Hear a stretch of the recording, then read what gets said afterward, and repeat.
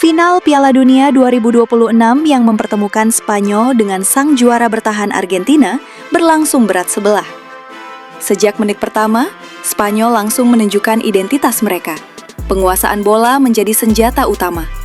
La Roja mengalirkan bola dari kaki ke kaki, memaksa Argentina terus mengejar dan bertahan.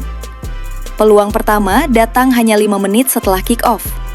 Lamine Yamal memperlihatkan kualitasnya lewat kombinasi indah bersama Dani Olmo sebelum melepaskan tembakan dari sudut sempit. Namun, Emiliano Martinez masih sigap mengamankan gawang Argentina. Sayangnya, setelah peluang tersebut, pertandingan berubah menjadi pertarungan taktik yang sangat ketat. Spanyol terus menguasai bola, tetapi Argentina memilih bertahan rapat dan mengubah pertandingan menjadi duel fisik. Setiap ruang ditutup, setiap pergerakan pemain Spanyol mendapat tekanan, membuat peluang-peluang berbahaya sangat sulit tercipta. Hingga babak pertama berakhir, hanya ada 3 percobaan ke arah gawang. Semuanya berasal dari Spanyol. Sementara Argentina bahkan belum mampu melepaskan satu pun tembakan. Mikel Oyarzabal sempat memuji Emi Martinez lewat tendangan dari luar kotak penalti menjelang turun minum.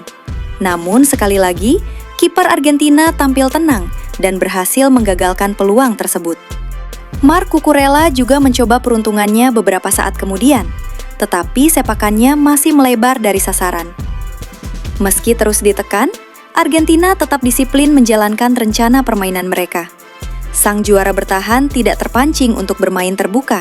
Mereka lebih memilih merusak ritme permainan Spanyol dan memanfaatkan duel-duel fisik agar tempo pertandingan tidak berkembang. Sorotan terbesar datang pada menit ke-15 ketika Alexis McAllister melakukan tackle terlambat kepada Dani Olmo. Pemain Spanyol langsung memprotes karena menganggap pelanggaran tersebut layak diganjar kartu kuning. Namun, wasit asal Slovenia Slavko Vincic memilih membiarkan permainan tetap berjalan tanpa memberikan hukuman. Keputusan itu memicu kemarahan dari bangku cadangan Spanyol. Baru pada menit ke-40, kartu kuning pertama akhirnya keluar. Lisandro Martinez dihukum setelah menarik Oyarzabal dari belakang untuk menghentikan serangan. Namun, petaka sebenarnya datang beberapa menit kemudian. Lisandro mengalami cedera dan tidak mampu melanjutkan pertandingan. Kehilangannya menjadi pukulan besar bagi Argentina, karena sepanjang turnamen, ia merupakan salah satu pilar utama di jantung pertahanan. Posisinya kemudian digantikan oleh Nicolas Otamendi yang harus memikul tanggung jawab besar untuk menjaga lini belakang menghadapi ancaman pemain-pemain muda Spanyol. Secara statistik, dominasi Spanyol memang terlihat jelas. Mereka menguasai hampir 65% penguasaan bola, menciptakan 3 tembakan ke gawang, serta memperoleh 2 tendangan sudut.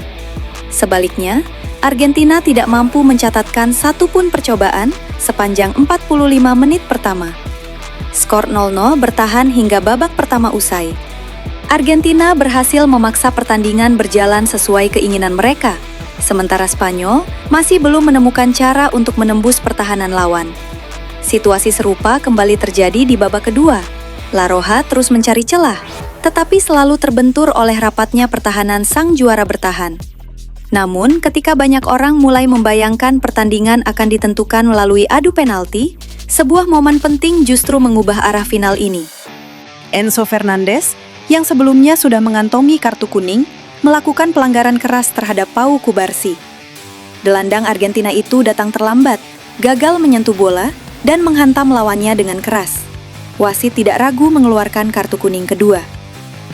Beberapa menit kemudian, dalam momen yang penuh ketegangan bagi kedua tim, Leandro Paredes melakukan pelanggaran fatal yang berbuah tendangan bebas sekitar 20 meter di depan gawang. Lamine Yamal mengeksekusi tendangan bebas melengkung tersebut, yang kemudian berhasil ditepis secara krusial oleh Emiliano Martinez. Pertandingan berlanjut ke babak tambahan, dan Argentina pun harus bermain hanya dengan 10 pemain. Situasi itu langsung dimanfaatkan Spanyol. Dengan keunggulan jumlah pemain, mereka semakin leluasa menguasai bola dan terus menekan pertahanan Argentina dari berbagai sisi. Sementara itu, Argentina dipaksa bertahan habis-habisan demi menjaga asa membawa pertandingan hingga adu penalti. Namun, tekanan yang datang tanpa henti akhirnya membuahkan hasil. Pada menit ke-105, Pedro Porro melepaskan umpan ke dalam kotak penalti. Nico Williams berhasil memenangkan duel udara di tiang jauh dan menyundul bola kembali ke depan gawang. Di tengah pertahanan Argentina yang mulai kehilangan konsentrasi, Ferran Torres muncul tanpa kawalan.